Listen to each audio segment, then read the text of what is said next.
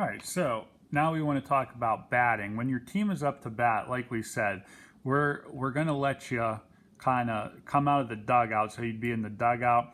For now, we're going to let you, unless you're the leadoff batter. So let's say there's one leadoff batter and he's right-handed. The second person is going to be allowed to be in that batter's box. So if you're in the batter's box, you're just practicing your swings, everything like that. And then now you're batting. Okay, so you have somebody up. Remember, if you are not one of these people, you're not on deck and you're not batting, you must stay in the dugout. Okay, so if you're outside of that dugout, we'll just say the dugout's right here. Make sure that you are inside of that dugout. If you are the head coach and only the head coach, okay, you could be in the first base box, or it's covered up right now, but you could be in the third base box. You can only stand there.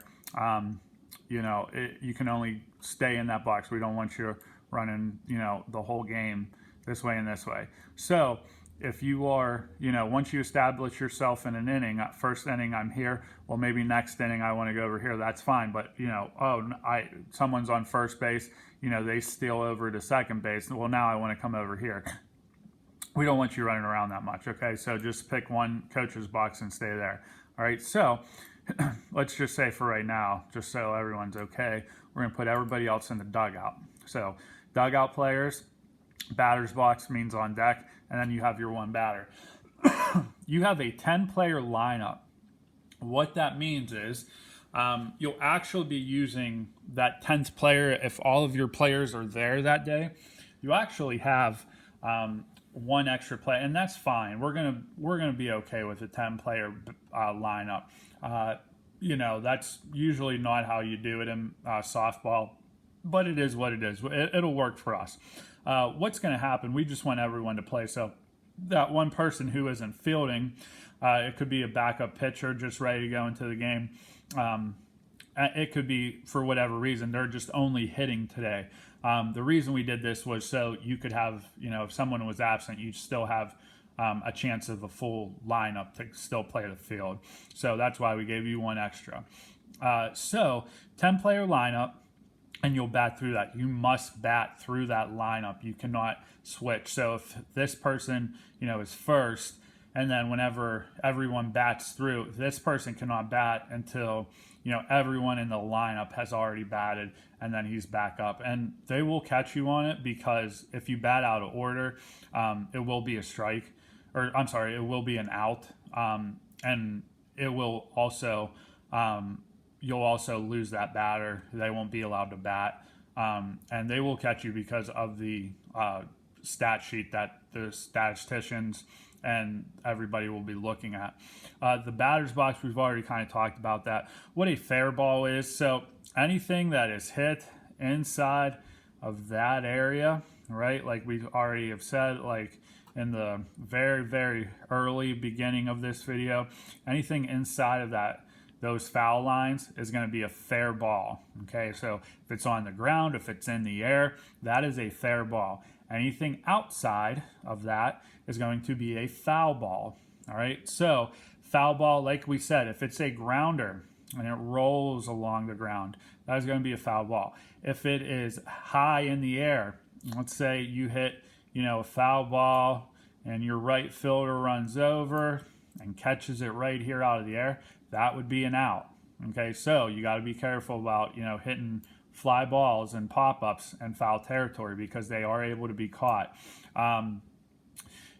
What you're kind of looking for is shots between these gaps, shots up the middle, shots between the 3 and 4 gap, shots between the 5 and 6, shots that kind of go between 7 and 8, and 8 and 9 are going to be more like double baggers. And what that means is you'll probably be able, from hitting, if you hit a double bagger, so you make it to first base, you'll probably be able to make it all the way to second base.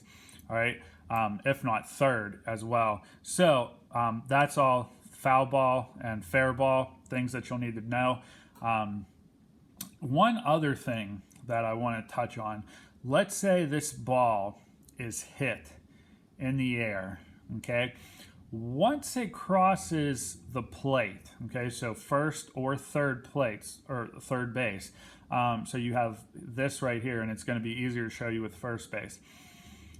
If that ball stays in the air, okay, and lands outside, that would be a foul ball. If it lands here inside, that would be a fair ball, okay.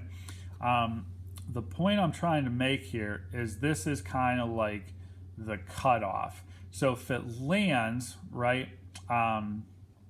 if it lands, some of these are going to be close plays because did it go over that bag, land fair, and then go foul? Because if that ball has spin, it might land here and then go foul later. That is going to be a fair ball. So if the ball is in the air and it's all, you know, and it doesn't land until it's past the first baseman, but it's before the right fielder, it lands here. But because of the spin on the ball, it lands and goes into foul territory. That's going to be a fair ball, okay?